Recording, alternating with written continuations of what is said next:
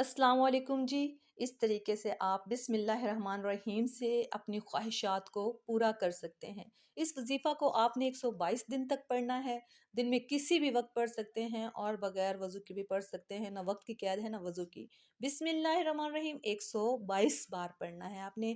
پھر جو چیز آپ کو چاہیے، جیسے اپنا گھر، اچھا کاروبار، اچھی نوکری یا اچھا اور مرضی کا رشتہ، یا جو بھی آپ چاہتے ہیں، تو آپ نے 122 دن تک 122 بار بسم اللہ الرحمن الرحیم پڑھنا ہے۔ ایک بار اپنی حاجت کو لکھنا ہے اللہ تعالیٰ کو یاد کرتے ہوئے، اور دل میں ہمیشہ یہ رکھنا ہے کہ اللہ تعالیٰ میری اس حاجت کو ضرور پورا کریں گے انشاءاللہ تعالیٰ۔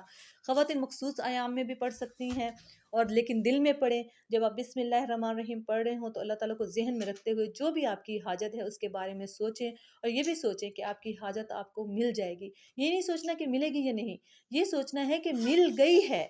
ہو سکتا ہے 122 دن